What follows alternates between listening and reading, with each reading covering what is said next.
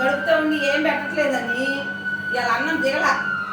కొత్తన్నం పెరుగన్నం పెడితే ఇవాళ దిగల. నిన్న చికెన్ తిన్నదిగా ఇవాళ దిగల. అందుకని బిస్కెట్లు అండి మళ్ళా బిస్కెట్ కావాలి అంతేనా. కొత్తన్నం అసలు దిగల. కూర్చోబెడతా కూర్చో. అసలు మనిషి మీద ఎక్కిద్దో. ఇట్రా నువ్వు ఇట్రా ఇదిగో